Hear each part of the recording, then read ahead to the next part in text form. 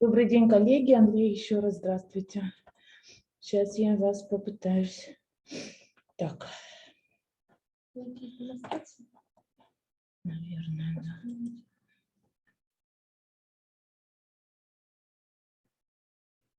Это что-то не помню. А?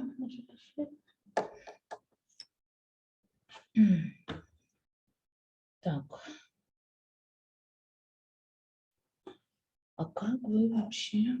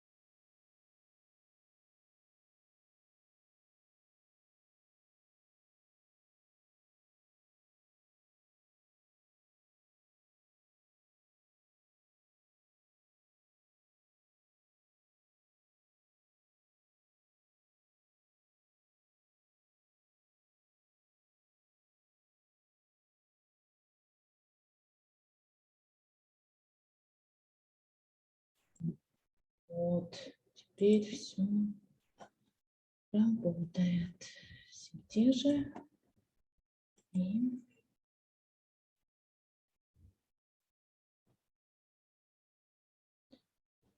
Так, всё.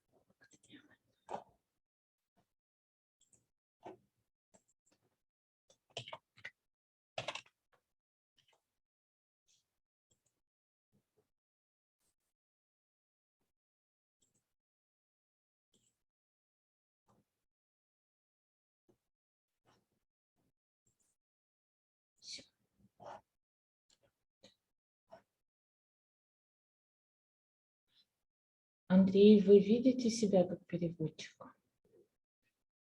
Все ли у нас в порядке?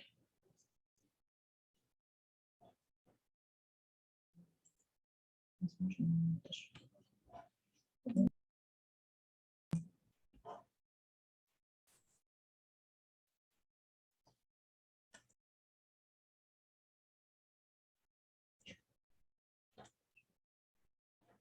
Еще там...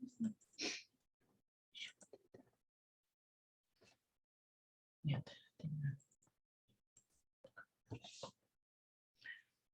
Ой, все.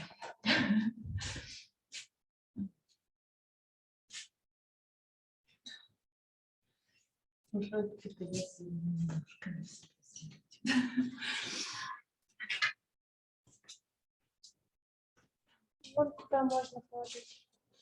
А так я здесь нет, я вообще не модератор.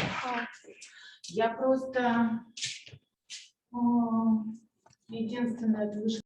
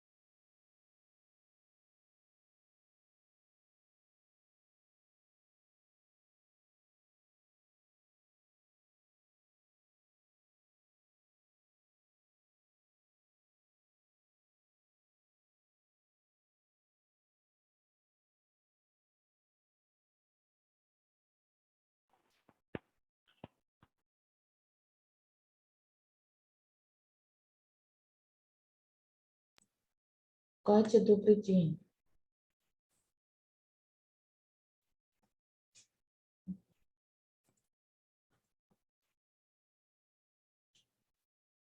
Екатерина, вы здесь?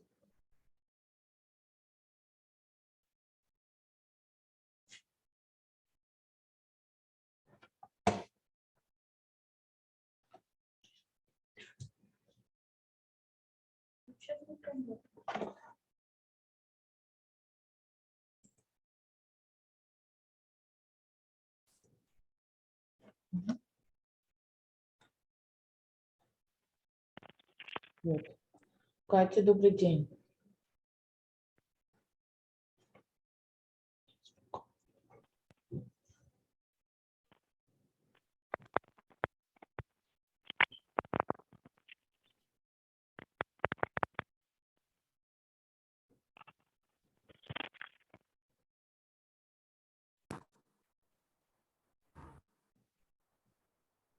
Катя, скажите что-нибудь. Ой, здравствуйте, извините, пожалуйста, у меня какие-то проблемы с наушниками, только сейчас вас услышала. Отлично, что все-таки вы меня услышали, я тоже вас слышу. Давайте я вам передам права организатора. Да, давайте. А Елена Ростиславовна и спикеры где? Не знаете? Честно говоря, не знаю. Так, Но я спикерам отправляла напоминалку вчера со ссылкой. так, Елене Ростиславовне мне написала сейчас в WhatsApp, Ага. но где спикеры?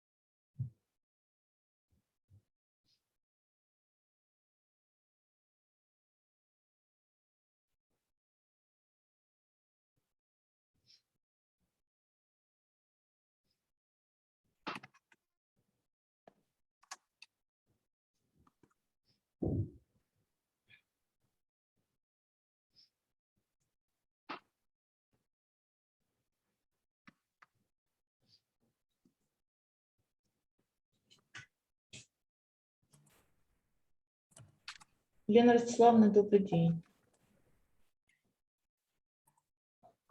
Добрый день, да, коллеги. А у нас же половина начинается, нет? Да, ну 5 минут. Да, пардон, я просто была вот на той секции, где Татьяна вела, и она только что закончилась, сори. Появилась Анна. Добрый день. Здрасте всем.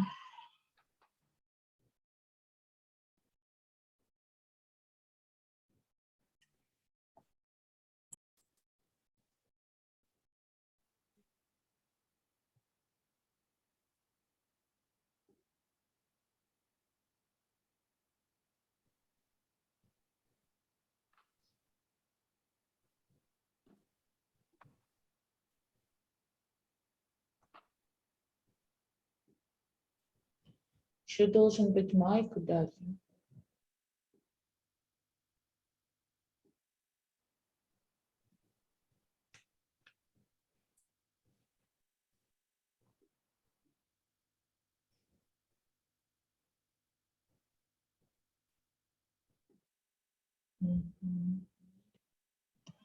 Может, нам запись потом включить, когда... О, Мэри, хай.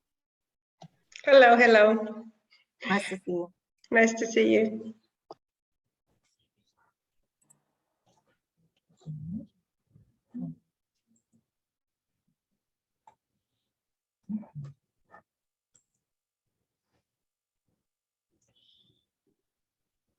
Я передала права Кате, и запись может она теперь. Хорошо. Ну, вообще, собственно, да, может быть, как бы запись начать, когда мы начнем, но мне все равно, а то потом, может, забудем, как хотите. Если нужно, я могу выключить. Да, мне кажется, ее, если можно выключить и не оставлять, не сохранять, а записать, когда мы начнем уже. Хорошо. Инклюзивные практики. вот. Здесь телемост, многообразие, инклюзии.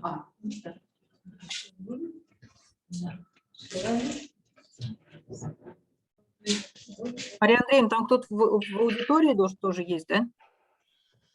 Ну, да, здесь есть слушатели, они подходят. Хорошо. Вы потом фотку сделаете для новостей. Камера потом подключится, камера покажет вам аудиторию. Супер. Особые группы и равные права. Этот телемост объединяет исследователей из разных стран мира, которые поделятся с нами их данными, выводами, размышлениями, идеями, сомнениями о том, как инклюзия понимается в разных странах, о том, какой опыт удается проанализировать, какие перспективы возникают, какие противоречия. Мы очень рады, что всем удалось прийти сегодня. И, пожалуйста, я приглашаю выступить. У нас первый по программе. Да нет, говори. Я прошу, у нас, Екатерина, у нас есть права отключать микрофон у не выступающих? Пожалуйста, там посмотрите, как это сделать. А я-то думаю, куда-то пропал. Да, я думаю, есть права. Что-то мы с ним договаривались, Это потом... проблема. Можно попросить Татьяну Абрамову выключить звук? Да, то есть у вас нет таких прав, да, то есть вы не можете. Хорошо. Понятно. Надеюсь, у тебя Татьяна нормально. Абрамова, внимание, Татьяна Абрамова, внимание, пожалуйста, выключите ваш микрофон. Вы сейчас создаете помехи. Сейчас еще посмотрю, возможно, я могу... Я с удовольствием предоставляю слово профессору, доктору Майклу Макуэле-Сидисо, нашему другу, нашему коллеге, с которым мы сотрудничаем над большим публикационным проектом по изданию коллективной монографии об инклюзивном образовании в России. Доктор Майкл Макуэле-Сидисо является доктором в области образования, PhD. Он заместитель декана по научным исследованиям и докторантуре в области образования в Высшей школе образования, то есть педагогический факультет по-нашему, мы бы сказали, да, в университете имени Назарбаева в Казахстане. Тема доклада – развитие инклюзивных школ, рычаги перемен. Пожалуйста.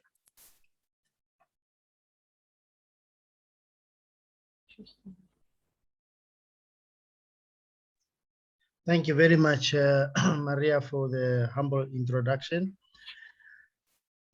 Today, I have prepared a lecture on inclusive education. So my presentation will be more like giving some kind of an overview of the developments of the inclusion. Today, I will focus more on the theoretical aspect of the development of inclusion, and share my thoughts with colleagues. I will share my slides now and start to make the presentation. I'm looking for it now.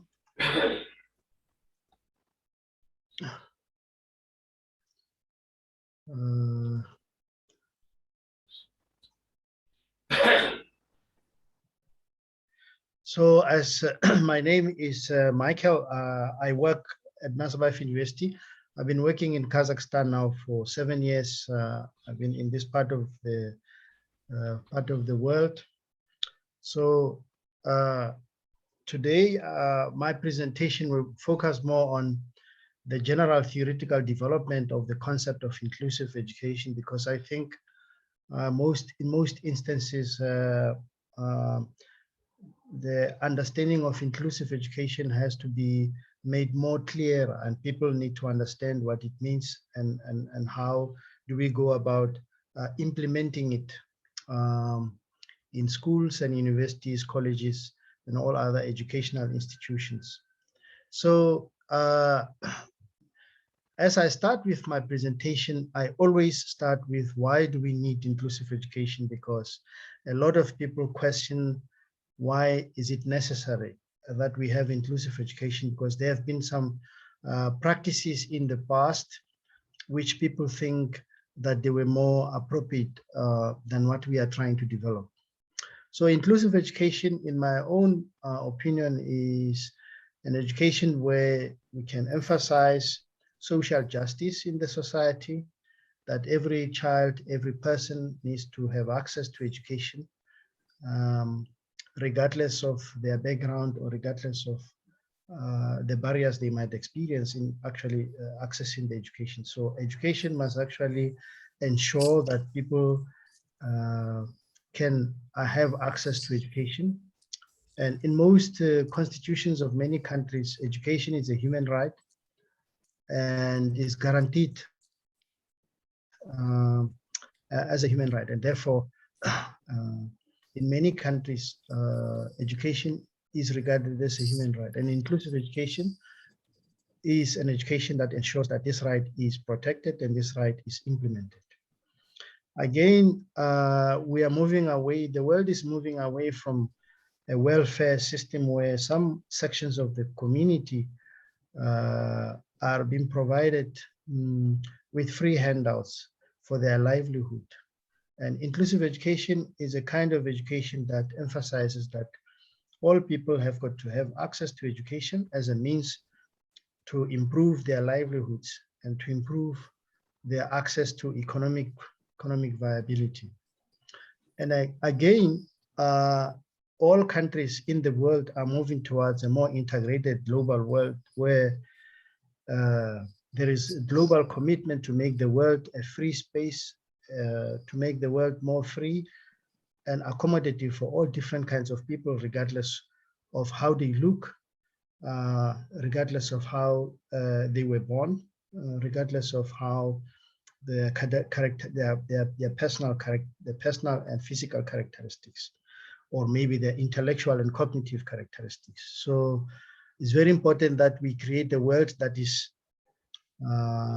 more united and that respects and embraces diversity.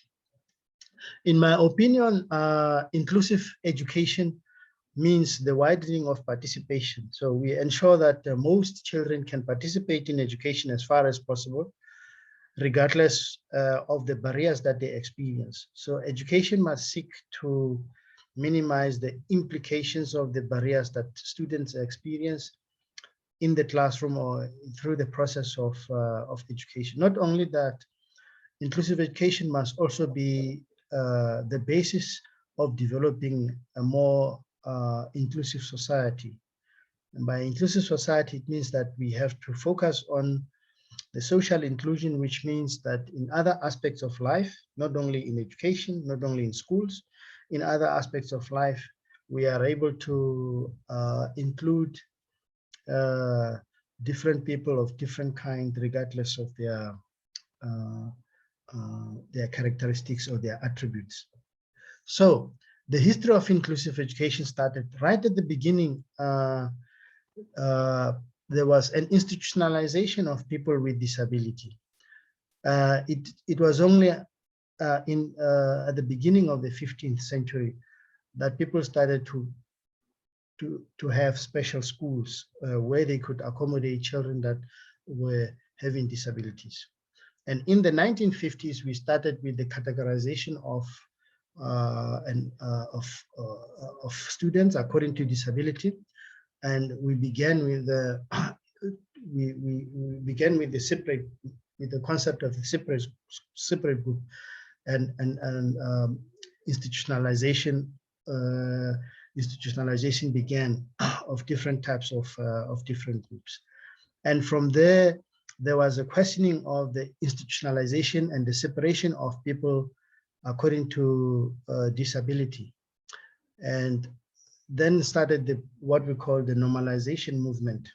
And this normalization movement advocated for deinstitutionalization. Deinstitutionalization of people with disability, and this became a priority. So normalization encouraged integration. From integration, then the movement moved to a stage of mainstreaming, which gave birth to the idea of inclusive education. So this is the history of how we have come to talk about the concept of inclusive education. So it's started way long in the 15th century up until now. There has been some changes around the development of the concept. Now, the main developments of the concept of inclusion were predominantly in two countries, in the United States as well as in the UK. Now here I'm showing some of the initiatives and the legislative initiatives that took place up until the establishment of the Education Act in 1981, which officially abolished the disability categories and introduced the term special educational needs in the United States. In the 1980s, the concept of inclusive education was born.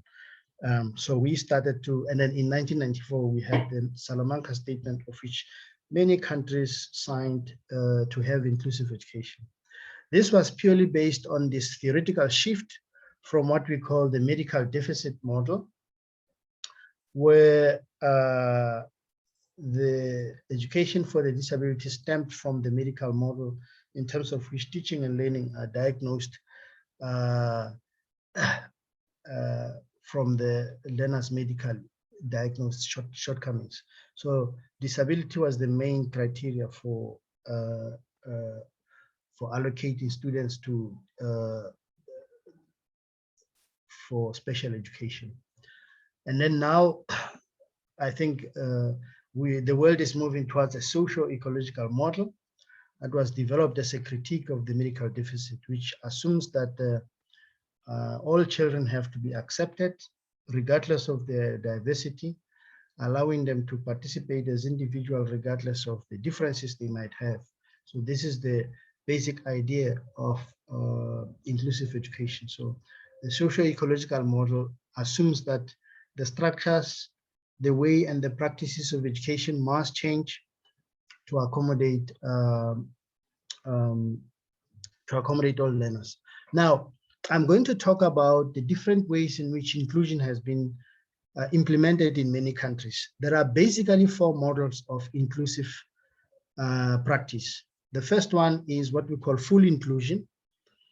Full inclusion is when all the children are practically educated in the same education space, supported pedagogically by the teacher in the same pedagogical space. This is what we call full inclusion. Now, the question that arises here, and that many people ask me during all the conferences, is there any country that practices full inclusion, that has got full inclusion and all the children are accommodated? My answer is always no, because full inclusion is an ideal state. It's where all the different people want to be, where all different countries want to be. So we have not actually reached a full inclusion, even in the countries like the US and the UK, where inclusion was actually implemented long time ago. They have not reached full inclusion because all countries are still in the learning process. All the countries are still in the developing process to attain the state of full inclusion. And this is where everybody wants to be. All the different countries might be at the different stages of inclusion. All of us are aiming towards full inclusion. Now, this is the first model of inclusion that everybody wants to attain. The second model of inclusion that's implemented in many countries, and I think in Kazakhstan, this is what they do, is what we call reverse inclusion. But it's reverse inclusion. All the children or students with additional needs are catered for in a program that caters largely for this type of students. However, these children reverse back to the mainstream once their needs have been addressed.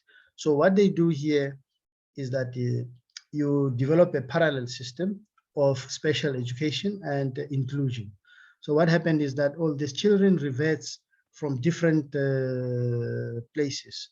They are placed into the mainstream, and when they experience challenges in the learning, they are then withdrawn from the class and placed into a support place where they could be given support. And once they have been given support and they have met all the learning outcomes, they reverse back to the mainstream. This is what we call the reverse inclusion. And this, some countries are using the reverse model of inclusion, moving between 2 spaces of learning, mainstream and specialized support. And then in the reverse inclusion model, they establish what we call the support centers. So that's where most schools, you will find that within the school, there is what we call a support center, which is equipped with all the necessary tutors, necessary material to support the students. But it's only the center is only supporting the students, and the student reverts back to the mainstream once their support has been attained. And then we have the third model of inclusion, which is the social inclusion, where the students with additional needs are catered for in a special setting and come together with typical development learners at times of social experience. Now here, the students, this is also another parallel model in the sense that children are kept separate. The students are kept separate, but they only come together during a social experience. It could be during the classes of music. It could be during the classes of sports. It could be during social or special cultural gatherings.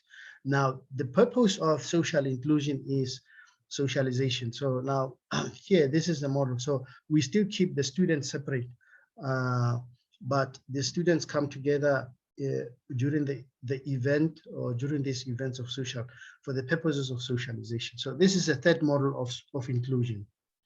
And the fourth model of inclusion is what we call the cluster inclusion, where the student with additional needs are catered for in an additional program in special classes alongside the mainstream program.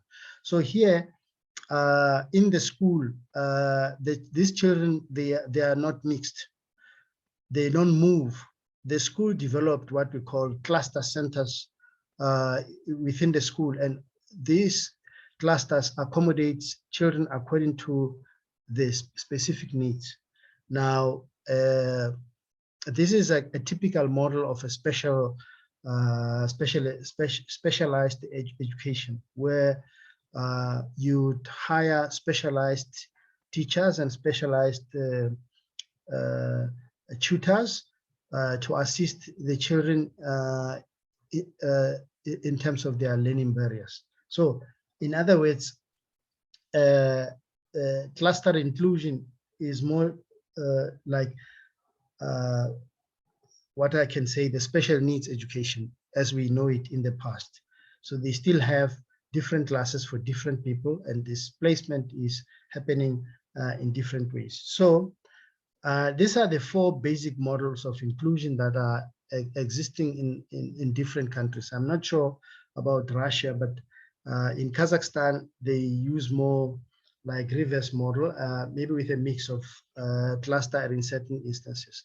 But all the countries are aiming towards achieving the what we call the full inclusion. Now, basically is how do we attain full inclusion? There are different, according to the philosophy of inclusion, there are the underlying assumptions about knowledge. And this is where we start to talk about our different conceptions about what constitute good teaching and what constitute a good learning. So our first point when we want to change the way we teach students, we have to firstly understand how we understand knowledge and how knowledge is being understood. So first of all is how do we learn? How do students learn? And what are those things that students learn? What are our conceptions about reality, or what we are teaching the students? So these are basically two things. Now, teachers are usually having beliefs about how knowledge is acquired, on how knowledge is validated, and what forms of knowledge they want to teach or they want to learn the students. And two, it's about what reality is. Now, these two processes are very important as far as changing our beliefs towards inclusion is concerned. In the first place, the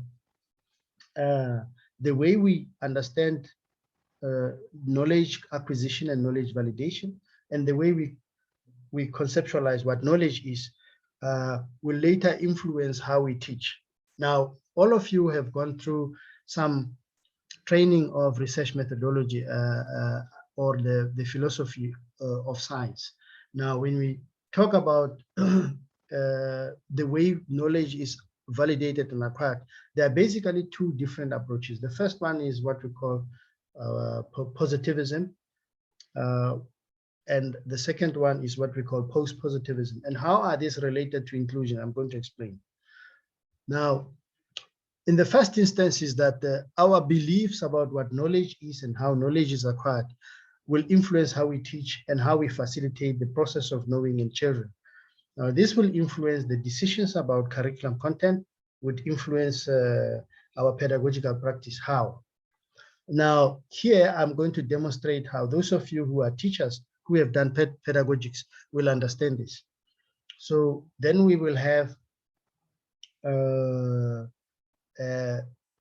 our understanding of how people learn, the process of facilitating the learning and the teaching process, which is actually the pedagogic practice.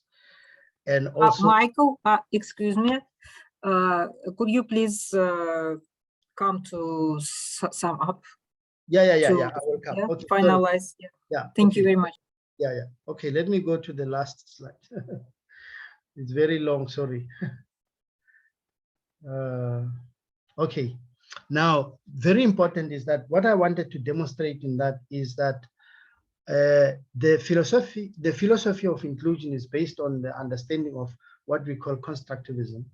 Constructivism assumes that all children have to be accommodated regardless of their differences, and the learning has to move away from what we call regurgitation or memorization to more of the creativity, or the student have to learn through discovery. And then the characteristics of a pedagogical setting must be focused on changing the pedagogical methods rather than trying to remedy the barriers and disabilities from the students. So the constructivism assumes that the students will construct and reconstruct their own knowledge. Basically, we are moving away from what we call a predetermined knowledge systems to more fluid and more flexible knowledge systems that students and teachers can actually, what can I say, construct, deconstruct, and reconstruct in the way that it doesn't talk to a particular standardization or what can I say, knowledge that is not knowledge that is predetermined and that is determined by a set of values which are not inclusive. So I didn't have enough time to explain what I was trying to explain here, but I will stop here. Maybe I will take the questions if people have, but for me to clarify everything, I have to present the whole presentation. Sorry, it is too long. Dear Michael, thank you very much. Dear colleagues, let's do as follows. Let's give the floor to all participants. We have only 3 speakers. And then we will have about 10-15 minutes, depending, of course, on the length of each presentation. But I hope we do have some time for discussion. And please write your questions in chat in order not to forget them, and also that the speakers could read these questions and prepare. Thank you very much, Michael. You raised very important questions, and both theoretical and empirical driven aspects you presented in your speech, and we have some questions that, as I said, we would address at the end of this panel during our discussion. So please close your screens. Thank you very much. And now I am very glad to invite to present their research Mary Kulmala and Anna Fomina. Mary Kulmala is our old friend and colleague from Finland. She is a doctor, PhD, professor, and director of Helsinki Initiative Fighting Inequality. and research fellow of the research department of the Faculty of Social Sciences in Helsinki University. Anna Fomina is a fellow of doctoral program in social sciences in Helsinki University. And we also collaborated with Anna in several projects. And I am happy to see you, both of you. And please, the floor is yours. The topic of presentation is, I'm sorry, I'm speaking English. Тема выступления «Молодые люди, покидающие опеку на северо-западе России. Ограниченный доступ к высшему образованию». Пожалуйста, да, коллеги, здравствуйте. Я пока не буду включать камеру, пока делаю доклад, я так отвлекаюсь. Мы немножко переименовали доклад, но суть останется прежней. Мы хотели бы рассказать о препятствиях и поддержках в образовательных траекториях выпускников разных форм опеки. Извините, пожалуйста, Анна, а у вас будет презентация? Мы ее почему-то вы не видите? Я ее вижу. Нет, мы не видим. Мэри, скажи, пожалуйста, можешь ли ты запустить ее со своего компьютера, потому что я не понимаю, почему. То есть я вижу свою... Анна, там, может быть, знаете как, вы остановите демонстрацию, а потом, когда снова включится, там есть какие-то две галочки нужно поставить или одну. Посмотрите, попробуйте их обе активировать. Сейчас нужно остановить. Да. Я все Нет, просто мы сейчас видим, что вы демонстрируете экран. По-моему, вы не остановили демонстрацию. Так, сейчас. Там красненькая у вас должна быть. Мы сейчас смотрим ваш экран, видим, но... Как бы, вы не видите презентацию на нем? Мы не видим, и вы не остановили презентацию. Я вам рекомендую ее остановить, нажать на красную кнопочку. Да, сейчас, одну секунду. Так. Новая демонстрация. Обычно внизу красная кнопочка «Остановить демонстрацию». Так, остановить. А теперь, когда вы нажмете демонстрацию, снова зеленую кнопочку, попробуйте там выбрать все галочки, которые там есть еще дополнительно. Так. Успех ли? Пока нет. Может, грузится. Но вот... О, боже. Мэри, скажи, пожалуйста, можешь ли ты запустить со своего компьютера презентацию?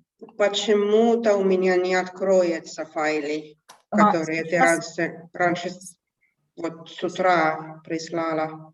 А давайте, если хотите, пришлите в чат или мне на почту, или на WhatsApp, и я тогда открою у себя. Да, может быть, мы тогда пропустим следующего... Давайте. Человека, который у нас выступает, потому что кажется, что я занимаю время. Ну тогда в любом случае вам надо остановить демонстрацию. Если можно, тогда еще в общий чат эту презентацию, чтобы я открыла ее и переключала для коллег. Для зала, да, для офлайн. Да, сейчас.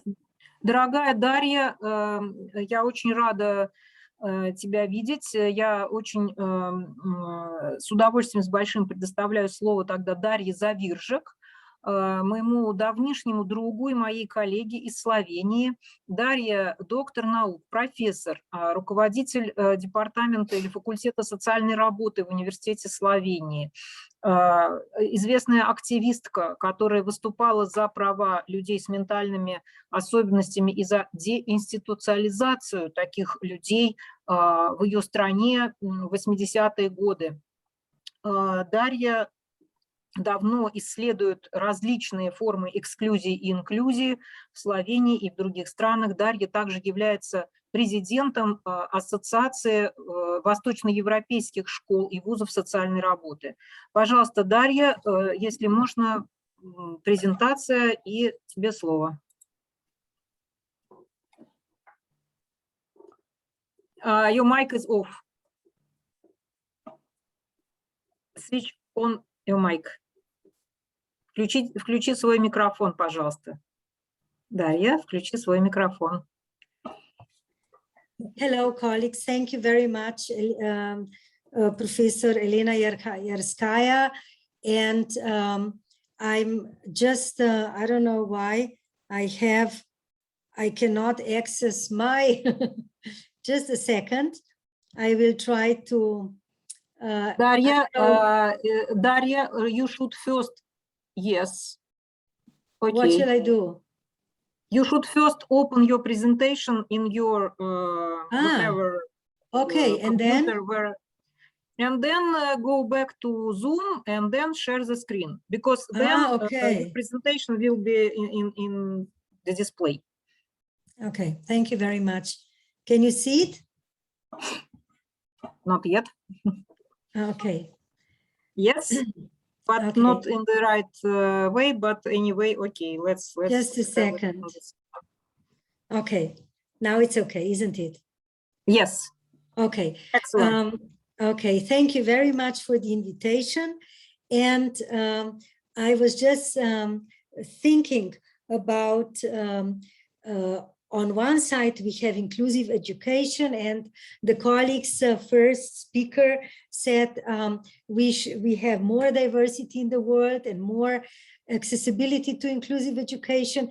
At the same time, I just read today that in Afghanistan, already over 1 million girls were pushed out of the schools. And again, the Taliban closed the schools for girls who are not disabled, but they are only girls. So being a girl is a disability.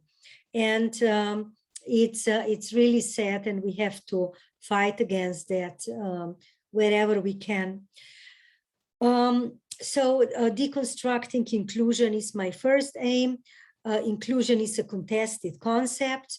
Who, how, and why are people excluded in the first place is the question. And it is a contextual issue.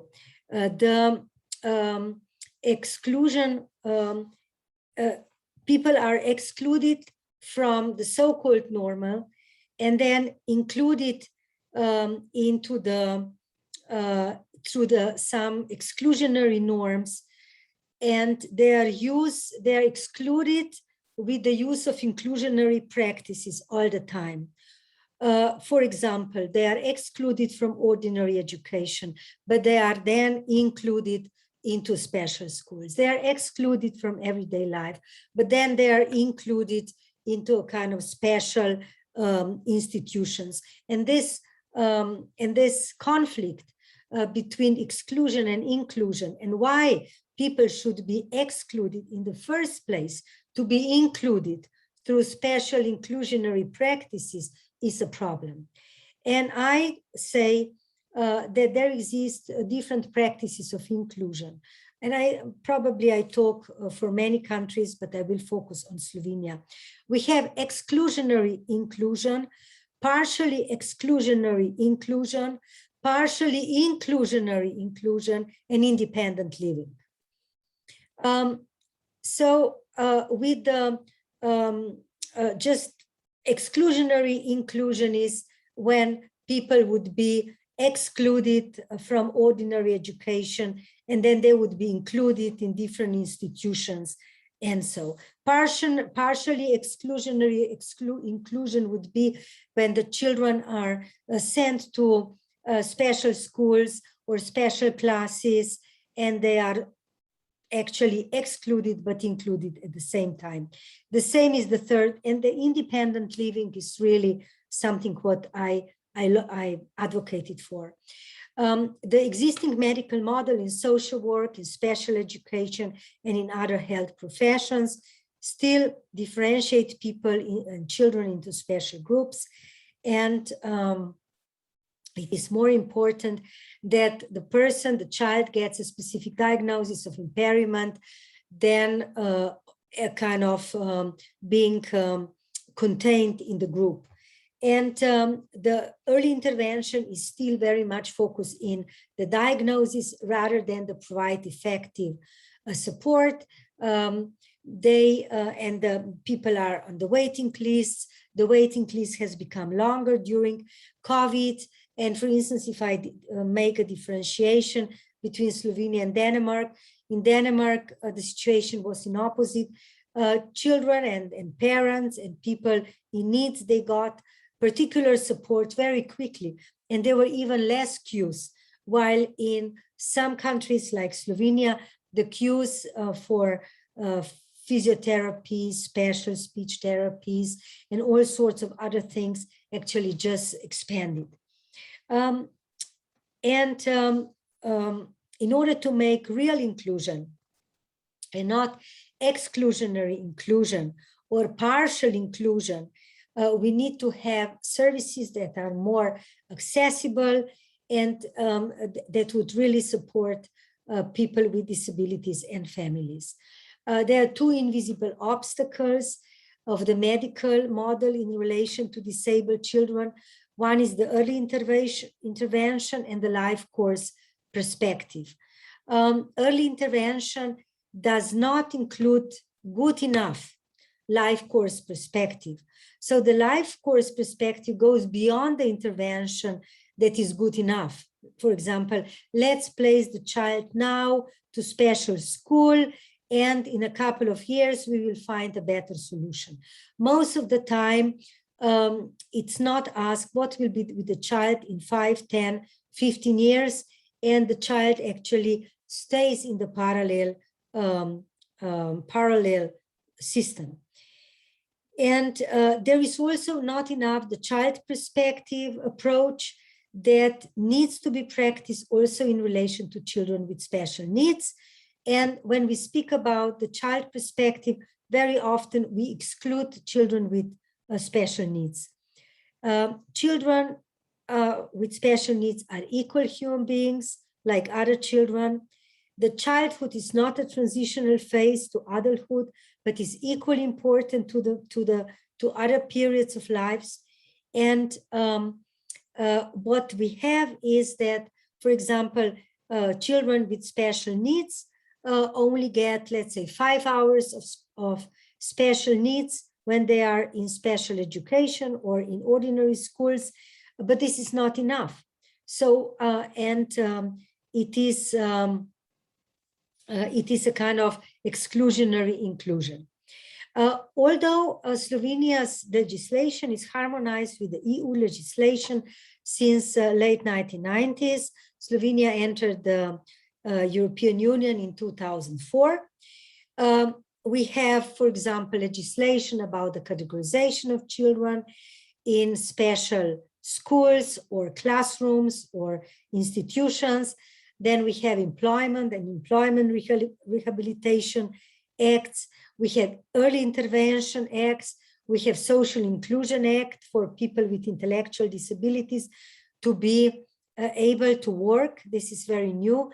And we also have personal assistance acts, which is very progressive, similar than Sweden has it. So we have very progressive legislation, but not as progressive practice. So what are the unresolved issues in the area of inclusive education, which only actually includes children in a form of exclusion? We still have parallel education in special schools, in special classes, in ordinary schools. Then we have special schools for children with visual and hearing impairments, and we have schooling of children in institutions. We have not enough assistance for children and young people with disabilities, up to 5 hours a week. And then 1 hour goes for special educators that talks to the child. So only 5 hours that kind of assistance can be in schools and so. We have institutional living still due to the lack of accessibility of the schools, due to the economic situation and medical recommendations and social workers recommendations, and also legislation that doesn't allow all of the children with special needs going into ordinary and special schools. They just are allowed to go in institutions. So we are actually violating the Article 19 of the United Nations Convention on the Rights of Children with Disabilities. Children and young people suffer due to the absence of the culture of disability, which is not valued. For example, the last report from this year of the Advocate for Equal Treatment of the Republic of Slovenia, they say that in special schools for children with learning impairments and hearing impairments, some teachers even don't know how to use the sign language. It's terrible. Then we have a shortage of community services and a shortage of long-term support services. We still have sheltered workshops for young people over the year of 18 or 26, but some professionals say these are just the kindergartens for adults. These are not really places where people would get into employment or learn sensible skills and so. And then since 2019, we have the right for personal assistance, which is a very good legislation. And a lot of people can stay at home, get assistance 24 hours if they want. The problem is that a lot of parents became personal assistants, which is part of the problem, because sometimes disabled people are just locked at home. The parents are assistants, but they don't get freedom, and they are not more free than they were before. Let's look at this picture. This is an example of a modern boarding institution for children and young people with intellectual impairments, which was built in the middle of 90s. There are still about 400 children and young people who reside in this institution. And you can see that this is not a huge building. They are smaller buildings. On the left sides are the smaller buildings when people reside. And on the right side, the bigger buildings are the building for the staff. Nevertheless, this is still an institution, although it's new. But there was no re-education of the staff. There are still 400 children and young people there. They are not smaller units. And a European Commission advised when the governments were saying, what is the Article 19? How many people should be placed in one place? And the European Commission said not more than 6 to 8 people. It's not good enough if there are 25 people in residential homes. But this is even worse. And this was the previous institution that was replaced by this one. So this was an old noble castle where, again, 400 children reside in terrible conditions, 40 people in one room and things like that. This is not the case anymore. So the rooms are like 2, 3 children in one room. So the situation has become better, but it's not good enough. This is another institution that was also replaced. You can see the bars. And again, here were like 200 children residing in one place. So these places are getting replaced with new buildings, but it's not good enough. So you can see the terrible staircase, no lift, and children were on the wheelchair. In the middle of nowhere. This is a beautiful countryside, but you can see that the spatial segregation is still at the place because the new buildings are built just 100 meters away from the old buildings. So not many things has been changed. And just to conclude, I can say that disability, as Michael Russell and Елена Ярская-Смирнова in their book about disability in former Soviet Union and the countries of Eastern European, they show that disability is an embodied and social and contextual experience. And being disabled in Slovenia is different than being disabled in Russia and is different than being disabled in Norway. And we still fight with deinstitutionalization, which is my focus, with societal sensitization and the culture of disability as part of the societal diversity. We cannot have inclusion in inclusionary education when people still believe that the children are the different. And we still fight with mutual support and solidarity of people with disabilities. And this is still a very, very big problem for my society, and I believe for many societies. And I like these two cartoons. On the left side, there is someone who comes into the shop and say, "Oh my God, what happened with him?" And the mother said, "He caught a cold." So it's nothing to be feared of or horrified or surprised. The mother doesn't see the child as a kind of different or special or strange. So all it's in perspective. Only us are seeing people as the different. And in Slovenia, people are very happy to say, these are the different people, these are the different children. What does it mean being different? And we are all different. And on the right side, the cartoon says, a group of us neighbors will support this woman who is obviously stressed out and has many children and a child with impairment. And we need to develop mutual support. But of course, we need not only neighborhood support, we need services. Further readings of mine on the list, and I'm happy to send you some of this in English if someone wants. Thank you very much, and thank you for the opportunity. And we all have to strive really for inclusion all over the world. Thank you.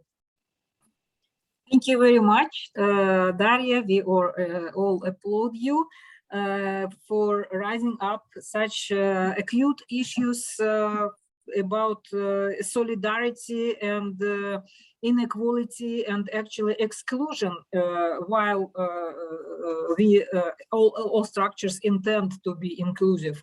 Thank you very much. Dear colleagues, I would like you to memorize or write down your questions in the chat or in your notes, and then we will come back to discussion of all presentations later on. Thank you very much, and I would like to invite, извините, я опять говорю по-английски, дорогая Мэри, дорогая Анна, пожалуйста, вам предоставляется слово. Насколько я знаю, технические проблемы все были решены, и сейчас мы с удовольствием заслушаем ваш доклад. Пожалуйста. Да, спасибо большое, простите, пожалуйста, мы разобрались. Страшного тут бывает всякое. Да, как я уже попыталась сказать в самом начале, что мы немножко поменяли название, но суть осталась прежней. Я сначала хочу немножко рассказать о том, откуда у нас появилась эта тема. Мэри, можно показать, наверное, следующий слайд.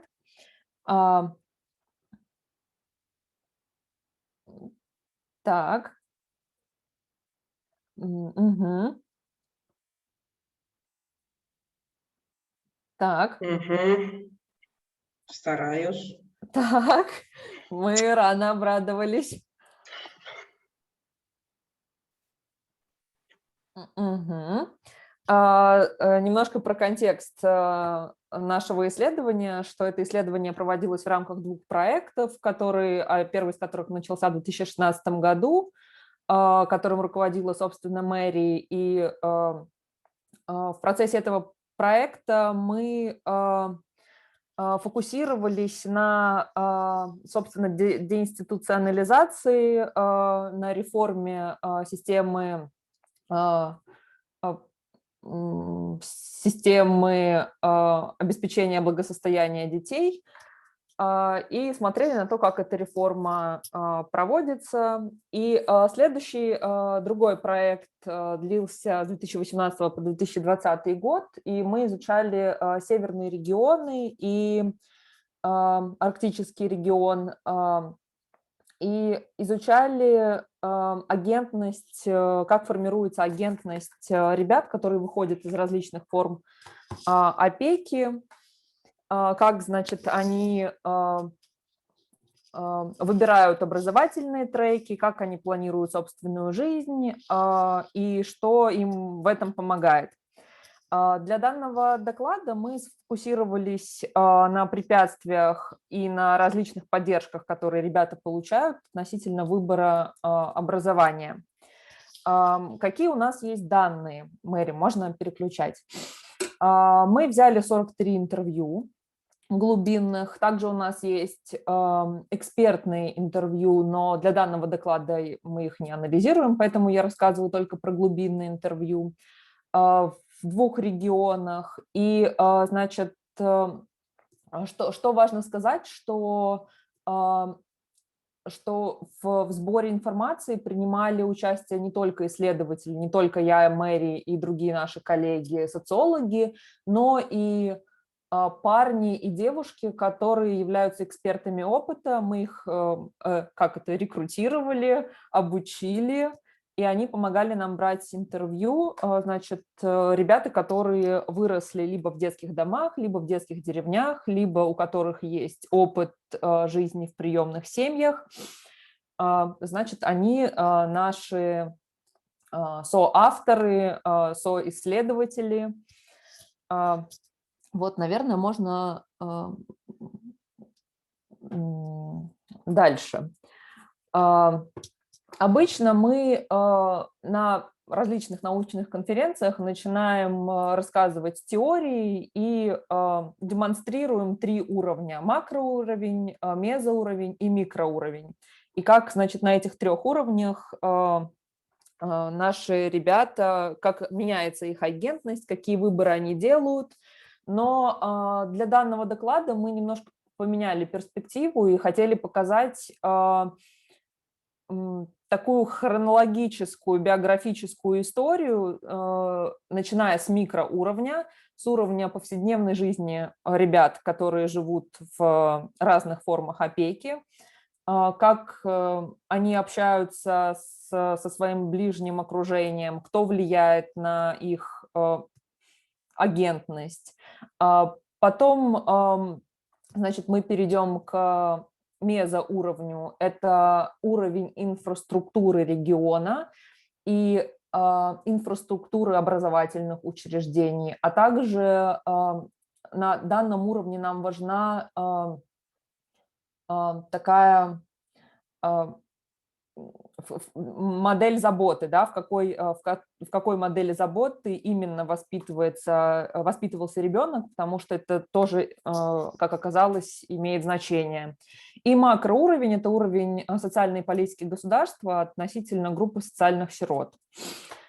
Мэри, ага. К сожалению, вот у нас, так как мы меняли форматировали нашу презентацию, поменялся дизайн, к сожалению, и изменился шрифт. Извините, пожалуйста. С чем сталкиваются ребята на микроуровне, когда только начинают свой путь в образовании? Это школа. Первое, что мы заметили, это, конечно, столкновение со стереотипами, которые ведут к последующей стигматизации.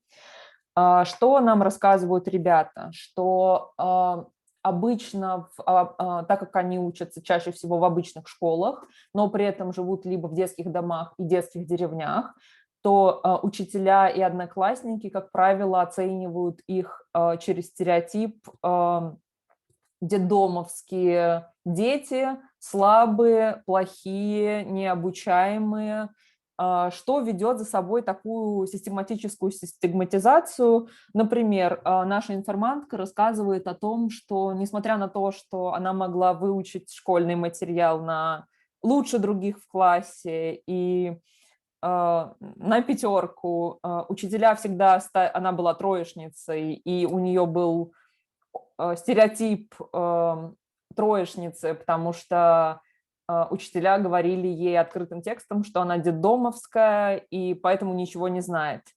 Ее история благополучно разрешилась, она поступила в институт, и как только она сменила среду, она сразу же стала отличницей и рассказывает прекрасную историю, что как только она приехала навестить родственников в другой город, в котором она училась в школе, и пришла с зачеткой в школу, чтобы показать, что она больше не троечница. Мэри, пожалуйста. Это еще одна история такого стигматизирующего момента, когда ребята переехали в другой детский дом, первый день пришли в школу и не знали домашнего задания. И учительница вместо поддержки рассказала всем детям о том, что посмотрите на этих детдомовских, они никому не нужны, за ними никто не следит, они вообще беспредельные. Да, то есть это такая стигма, которая преследует этих ребят из школы в школу. Мэри, пожалуйста, следующий слайд. В процессе жизни в различных формах опеки детей, как правило, окружают много специалистов, в чью задачу входит информирование о том, какие выборы есть у детей после 9 класса, после 11 класса. И, как правило, мы видим, что образовательный трек, он сильно склоняется в сторону профессионального образования, и мы видим, что это не только институциональная история, это не только такой институциональный трек, но довольно часто это еще и некоторые столкновение вот с личными предрассудками этих преподавателей или с личными предрассудками людей, которые принимают документы в колледжах. Например, дезинформация о будущих выпускников, которая влияет на принятие решений по поводу образования, является такой частой историей. Например, вот девушка, чью цитату я привожу, рассказывает о том, что она очень хотела поступить в институт, но при приеме документов ей сказали, что если она захочет уйти в академический отпуск и будет учиться на бюджете, ей придется выплачивать деньги за все те годы, которые она занимала это место, а потом ушла. Или, например, есть, Мэри, пожалуйста, наверное, следующий слайд. Есть еще одна такая очень неприятная история, в которой девушка рассказывает о том, что хотела поступать в индустрию, чтобы работать в индустрии красоты, и хотела поступать в колледж, где бы ее этому научили. Но педагоги детского дома считали, что выгоднее будет поступать на педагогическое отделение педагогического колледжа, и у девушки не было доступа к тому, чтобы проверить, куда она поступила. И преподаватели сообщили ей, что она не поступила туда, куда хотела, но в педагогический колледж поступила. То есть девушка, мы не знаем, как есть на самом деле, но девушка живет с ощущением того, что ее обманули и дезинформировали, и что ей кажется, что она поступила все-таки туда, куда хотела, но вот так ей сказали. Мэри, наверное, можно следующий слайд. Также я, наверное, еще должна сказать про ощущение стигмы и про идентичность, что дети и выпускники стараются не только скрыть свой опыт, не только скрыть свой статус социальных сирот. Да, как одна девушка рассказывает нам о том, что она никогда не старалась не пользоваться публично теми льготами, которые у нее есть, никогда никому не рассказывала о том, что она социальная сирота и почему ее стипендия выше, чем у других ребят в колледже. Также она не рассказывает никому из своих близких друзей и даже собственному парню не рассказывает о том, что она сирота, потому что ей стыдно за это, и она не хочет, и она думает, что у людей сразу поменяется мнение о ней.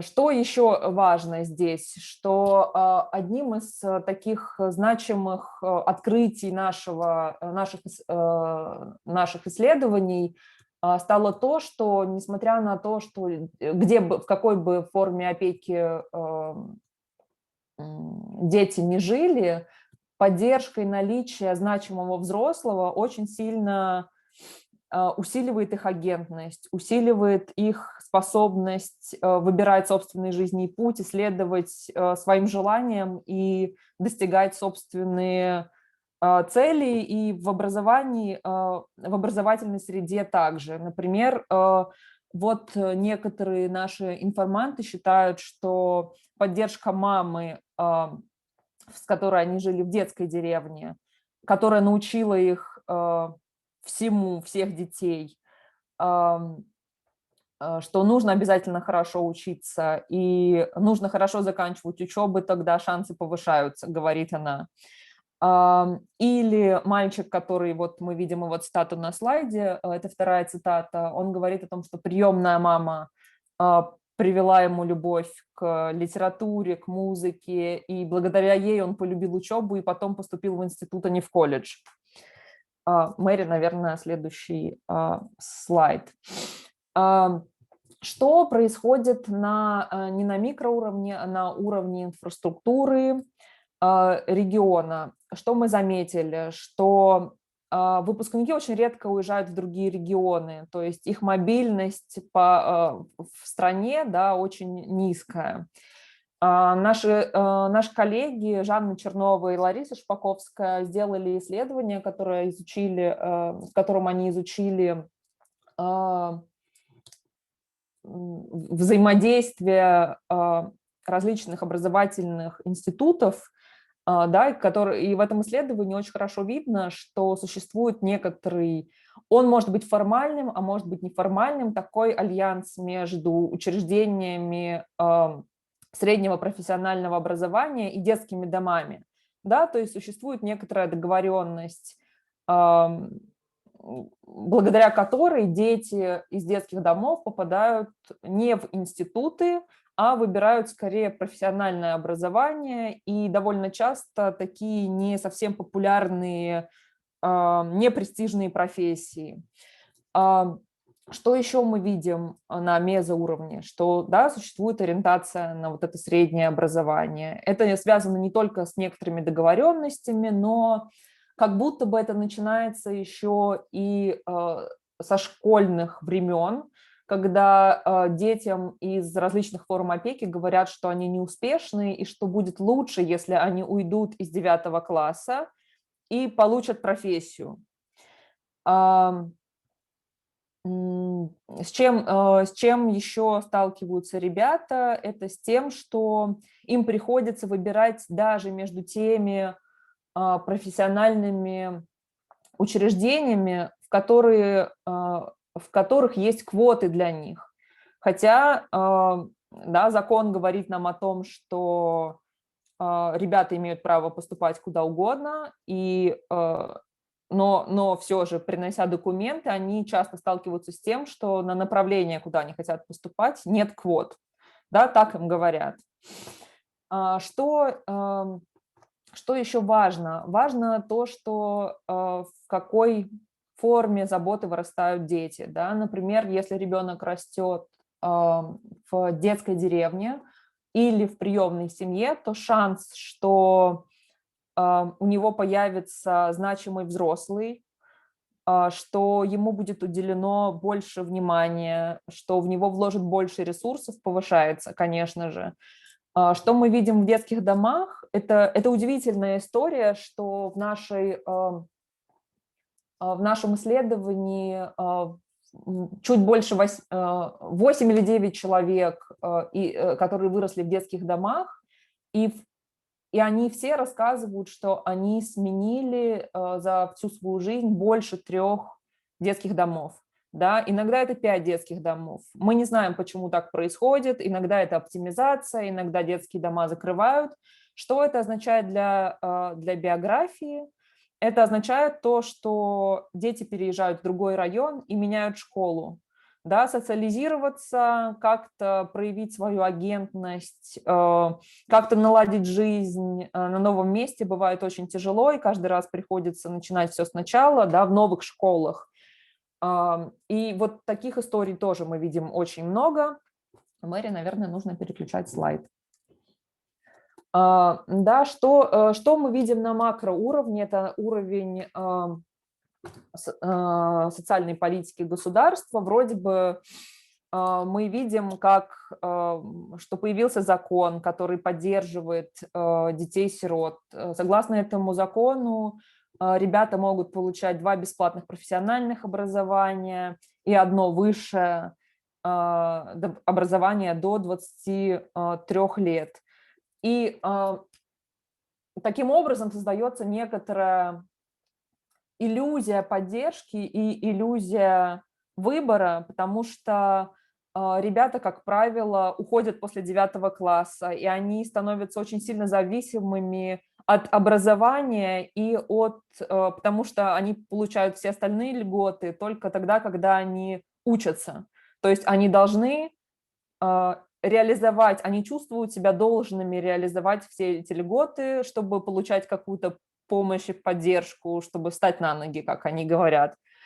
То есть это некоторая такая условность, и поддержка существует, но с помощью этой поддержки получается такое выталкивание детей из высшего образования, да, и, как я указала выше, наши коллеги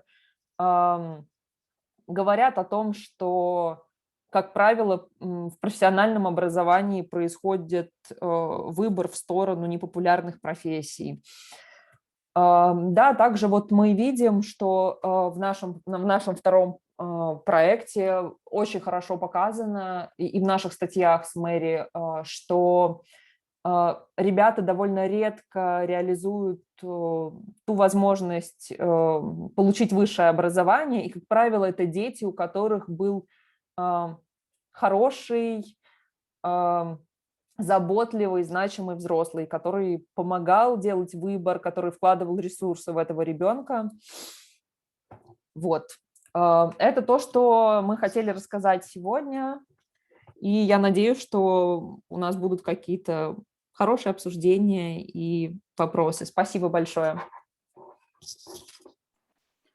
Спасибо огромное, Анна, и спасибо, Мэри.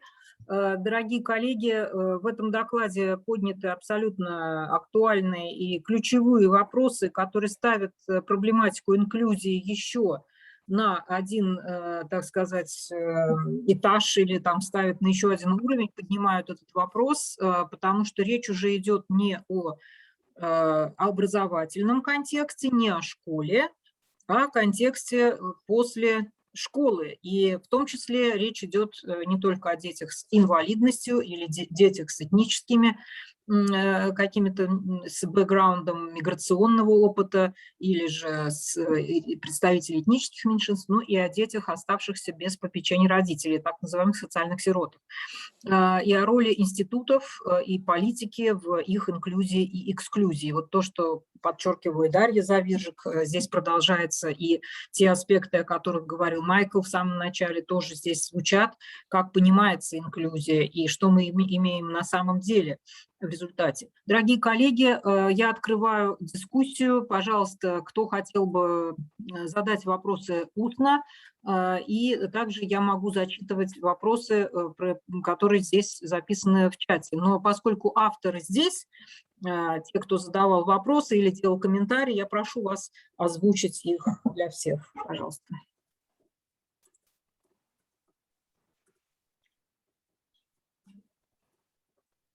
Can I ask a question? Да. Yeah, thank you for all very interesting presentations.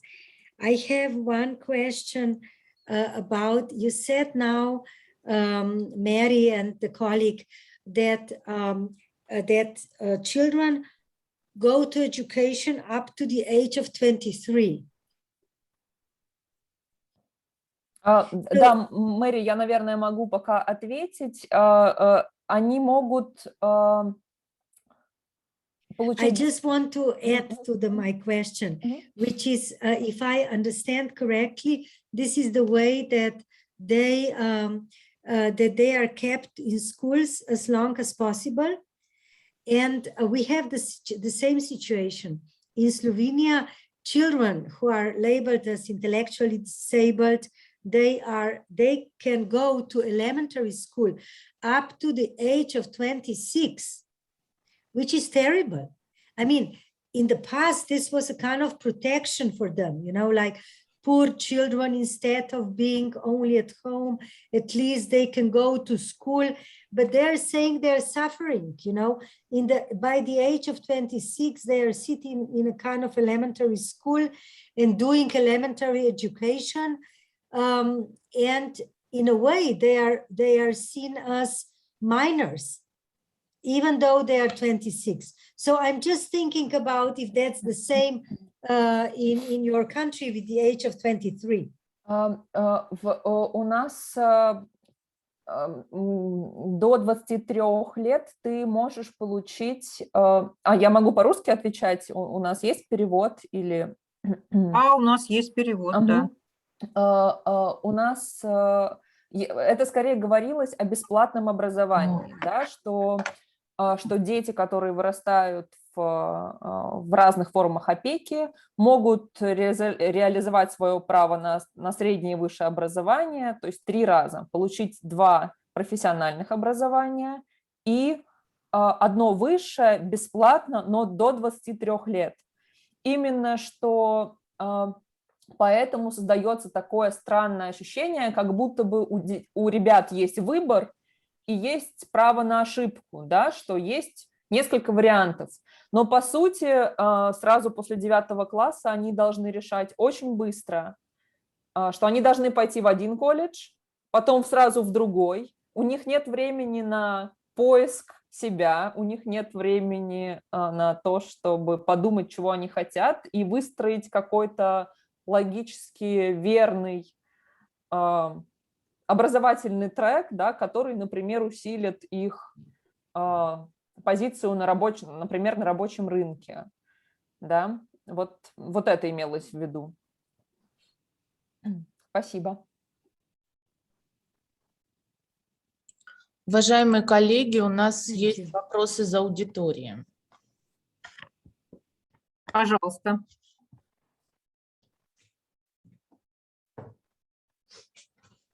Здравствуйте. Слышно меня? Да. Меня зовут Татьяна Короткевич, я из Беларуси, представляю общественную организацию «Мир без границ».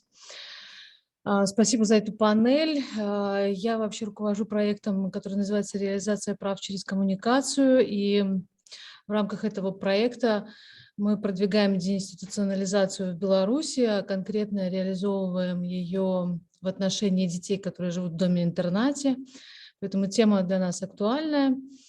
У меня такой вопрос, общий, скорее, теоретический, потому что сегодня мы как раз коснулись фундаментальных вещей, и много раз здесь в аудитории слышали и разное понимание инклюзии, и о том, что разные страны находятся на разных этапах, да, понимания и реализации в пути формирования инклюзивного общества. Я не знаю, это вопрос, наверное, ко всем участникам. Как вы видите, какой пример, какой страны, может быть, и общества, может быть, на сегодняшний день эталоном для инклюзии, для того, чтобы идти вперед? Вот такой простой и сложный вопрос для вас. И хотела откомментировать тоже дискуссию по поводу профессиональной, вернее, социализации. У нас мы сейчас тоже сталкиваемся с тем, что как раз-таки дети с инвалидностью, которые находятся в системе образования, они получают больше услуг, больше заботы. То есть их образовывают, их воспитывают, повышают их компетенции, социальные в том числе, да? Но когда происходит взросление, они остаются без такого должного внимания. И в рамках нашего подхода деинституционализации мы видим, что как раз-таки эта проблема, переход от к взрослению остается без достаточного количества внимания, социальных услуг, системного подхода для дальнейшей реализации. Поэтому отсюда много проблем. Спасибо. Спасибо большое. Пожалуйста, Мэри, наверное, да? Или это вопрос адресован, мне кажется, к Мэри, к вашему исследованию? Или это комментарий скорее был? Yeah, I didn't get the question that well. I thought that it was more like a comment. But I perhaps, since I'm speaking already, I could comment on the question of, I don't know, good examples of inclusion and countries that, from the Finnish perspective, I haven't done any research on inclusion in the Finnish context, but I think that perhaps Finland could be quite often mentioned as an example that could come close to what Michael was talking about, full inclusion. So if we think about the situation at the moment in our schools, we do have very strong inclusion policies, and at the level of ideologies, I think that most of it comes to the idea of full inclusion. But at the moment, what is debated a lot in our society is the kind of a problem of implementation of these principles, because I mean the idea is implemented but without resources enough.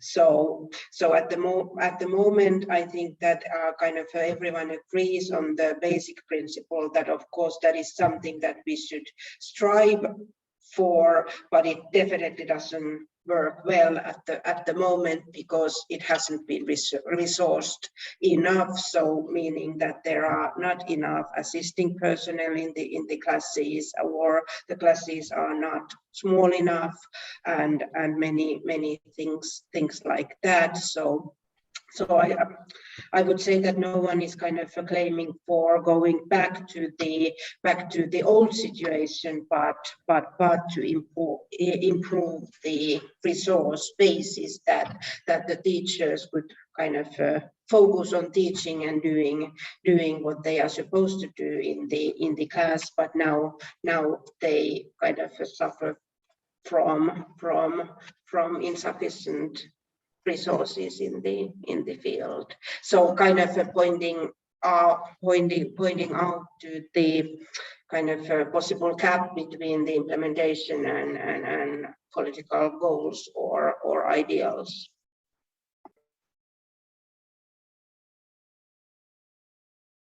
So I also spoke about the different ways in which inclusion has been understood in different countries, and I summarized that into 4 different models. But what is important is that inclusion cannot be the same for all countries, because what determines what inclusion is in each and every country is dependent on the form of diversity in that country. For instance, when you take a country like South Africa, for an example, where I was born, inclusion or exclusion was more based on race, and other categories of exclusion were not as important. So when you look at inclusion in South Africa, it's more about racial integration. You know, all the policies talk about the inclusion of people of different color. But I came to Kazakhstan, where everybody is the same. So inclusion becomes different. Now we talk about disability as the main criteria for inclusion. And what is the other category that is becoming more important is migrant people migrating from Kyrgyzstan to Uzbekistan coming into. So it's more linguistic, language difference, ethnic difference.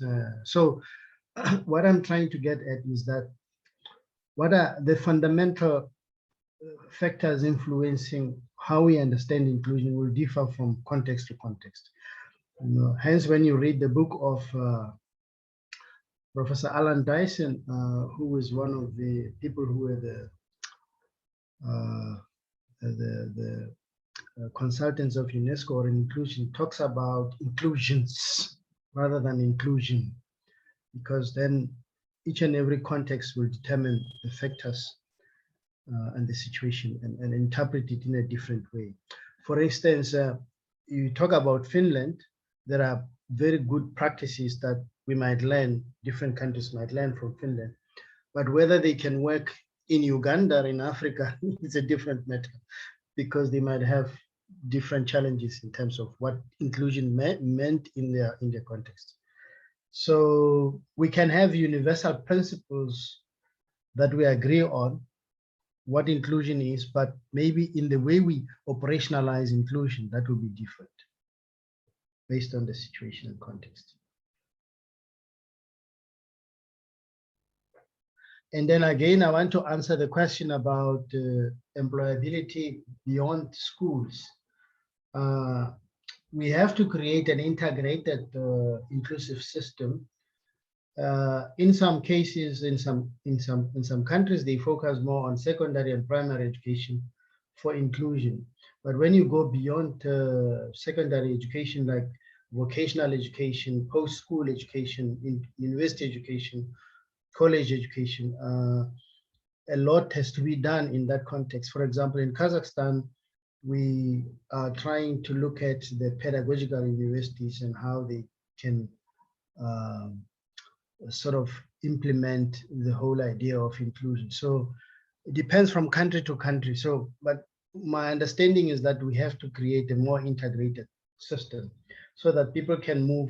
If they move from a kindergarten to a university, these people have to go through the same process, rather than, oh, it's only inclusion in the primary school, in the secondary school. When they go to the university, they are all on their own.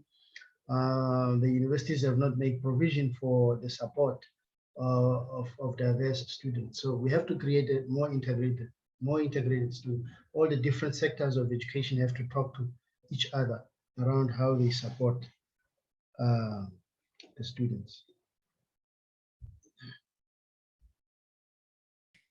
Can I also ask answer to Mari? Yes. Which is that I believe that I also respect the Scandinavian countries, how far they actually reached the understanding of human diversity in practice, not only from the perspective of Universal Declaration of Human Rights. I think they really came very far. And I think that that I have two criteria. One criteria is what is the definition really of a human being in practice, and until we will talk, for example, like in Slovenia, about we and the different children. You know, there is no, I mean, we cannot understand what is inclusion. And there is always we and they. And the parallel system, for me, never really means inclusion. Therefore, I talk about exclusionary inclusion. And another thing is the access to universal services. So not separate services. We are quite okay in having sheltered workplaces. There are hundreds of them in the country. And all of the kids, or like people over age of 18, they can stay either at home or live in institutions or go from 8 to 4 in the afternoon to sheltered workshops. But this is not inclusion. There is also not understanding, because nobody takes sheltered workshops serious. The only thing that if it is done right is the whole philosophy on independent living and personal assistance. And we don't have this. We don't have the universal services for all children, where we could not think, okay, we need to think particularly, what is the particular need of the child? But, you know, so I think really that there are places in the Western societies where the thinking about us and they is not anymore so normative that we know from the post-communist countries.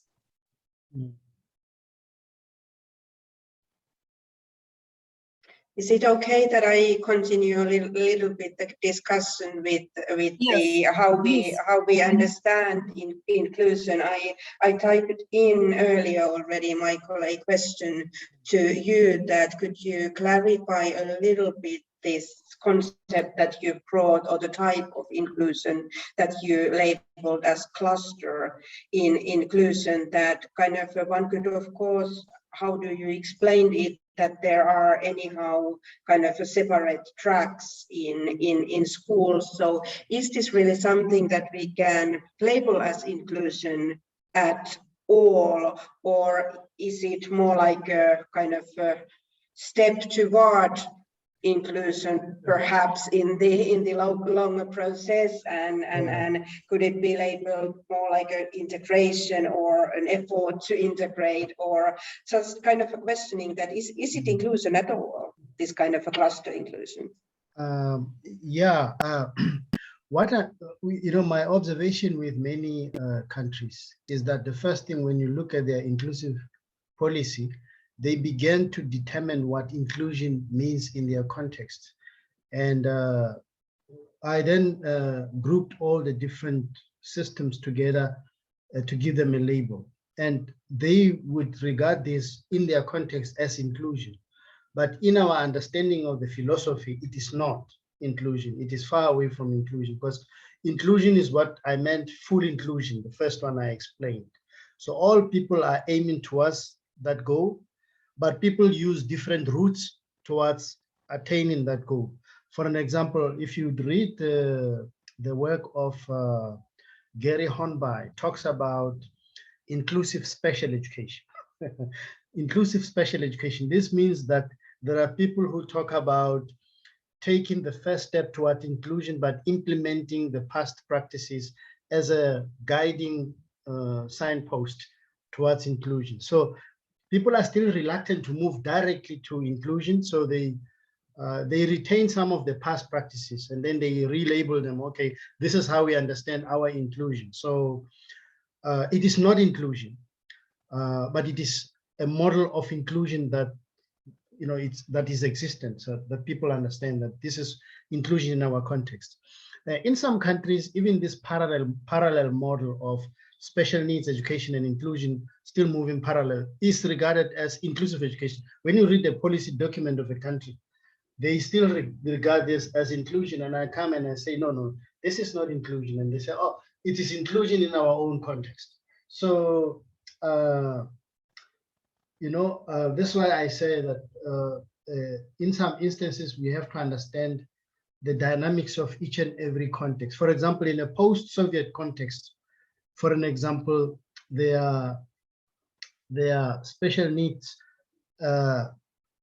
pedagogical practices called defectology. And we have had a lot of debates here with colleagues around what is defectology and whether defectology should continue as being taught in the universities here, or there's a debate, but the people who are trained in this context understand what defectology means, and they're trying to justify why they need to continue with this practice and maybe rebrand it as inclusive education, rename it. So what I'm trying to get at is context is very important in determining how people would end up with inclusion. But all of us understand what inclusion is. We have all the understanding that it will be barrier-free, widening participation. All children, regardless of their differences, participate in the learning space. So we have the understanding. But different countries, and again, it's a financial statement. You've just said in Finland, people are saying, oh, they don't have enough resources. Some countries are taking little steps because they don't have enough money to go full-blown inclusion. So they take it step by step as a financial decision, sometimes a political decision in some cases. Дорогие коллеги, огромное спасибо. Эта дискуссия показывает нам еще раз, что инклюзия – это действительно спорное очень понятие и практика, наполненная противоречиями. Это конструкт, это как чаша Грааля, как недостижимый идеал. Но это понятие и научная проблема, и практика, открытая рефлексии, критики и обсуждению, и улучшению, и вообще какому-то более такому нюансированному, детальному пониманию. И все наши исследования вносят вклад в такую как бы огранку этого кристалла, чтобы мы видели еще больше важных граней, которые играют своими, переливаются различными цветами, не только в науке, но в первую очередь в жизни людей. И в практике организаций, институций, в решениях тех, кто имеет возможность, власть принимать такого рода решения и делать что-то, что может позволять, с одной стороны, приближаться к инклюзии, с другой стороны, иногда неосмысленно, а иногда стратегически ограничивать в правах и исключать другие группы.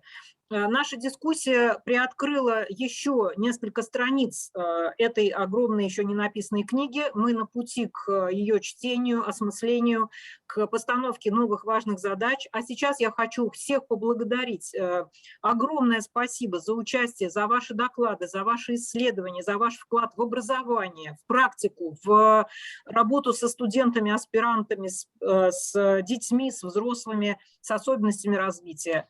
Большое спасибо всем, кто пришел, кто слушал, кто работает в других странах и в России. Сейчас инклюзия еще более обостряется как проблема в связи с пандемией ковид. И я думаю, что мы будем продолжать наши исследования на передней линии фронта в этой сфере. А сейчас я хочу закрыть нашу сессию, поскольку в этом же зале продолжается работа нашей конференции. Я всех приглашаю. У нас сейчас будет лекция Линды Кук. Мария Андреевна, скажите, пожалуйста, что сейчас здесь будет? Может быть, коллеги хотят тоже... Это будет не совсем в этом зале. Просто это зал с моего аккаунта открывается. Я, если открою лекцию Линды, то закрою вас. Да, вот. Я Значит, мы прошу сейчас... прощения. Да. Мы закрываемся, но мы продолжаем нашу конференцию и всех приглашаем перейти в следующий зал в соответствии с программой. Да, всем огромное спасибо. Хорошего вечера, утра и дня, и ночи. До свидания. Спасибо. Всего доброго. Спасибо. До свидания. Bye-bye. Bye. Thank you, Екатерина. Хвала